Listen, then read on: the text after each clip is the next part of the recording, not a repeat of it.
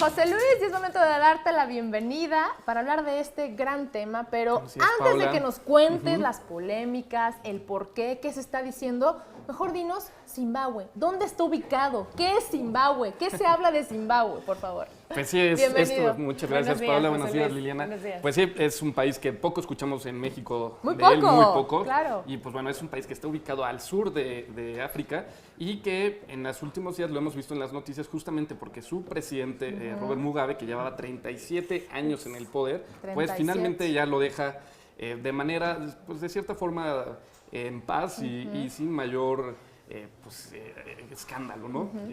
Vimos que bueno, fue pues puesto en encarcelamiento domiciliario por las Fuerzas Armadas de Zimbabue y justamente esto tras destituir a su vicepresidente, el cual también llevaba en el poder desde hace 37 años en diferentes posiciones, pero siempre gobernando con él.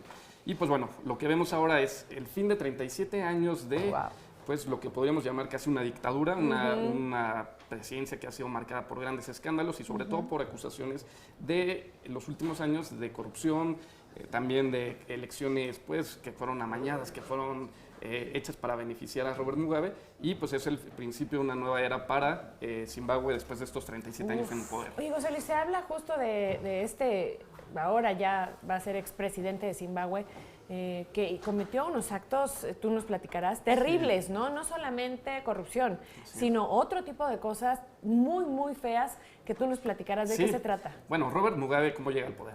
Llega al poder después de, antes de que fuera Zimbabue, Zimbabue se conocía como Rodesia, que es un país que era colonia de Inglaterra, pasan por un proceso de independencia y Robert Mugabe pues, dirigía una de las guerrillas que estuvieron enfrentándose al gobierno independiente, el cual era dirigido por la minoría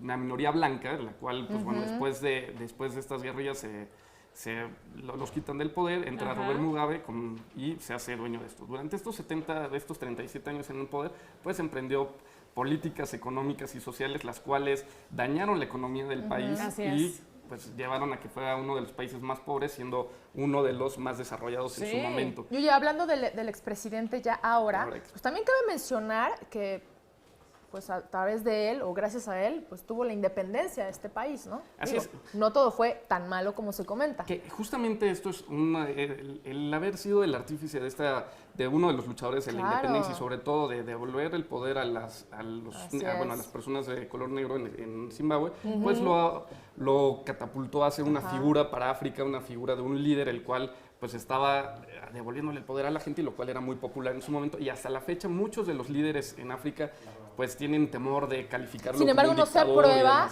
todo lo que hizo, ¿no? No lo estamos pues, aprobando, evidentemente. Terrible, ¿no? Y lo cual ha sido sancionado por los opositores y por diferentes actores internacionales.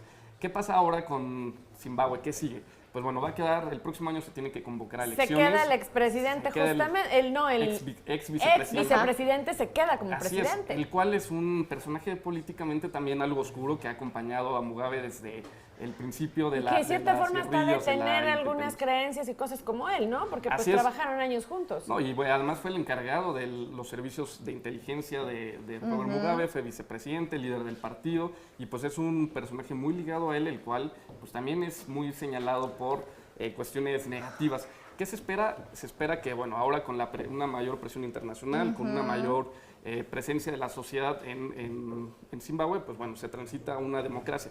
Se ve complicado, ¿por qué? Porque este vicepresidente es de la misma línea que Robert Mugabe. Exacto. De hecho, este golpe de Estado y la renuncia de Robert Mugabe viene después de que Robert Mugabe intentara poner a su esposa como su sucesora, mientras que su vicepresidente pues llevaba años esperando el momento de quedarse al frente. Oye, ¿y este golpe de Estado en qué posición pone a Zimbabue a nivel internacional?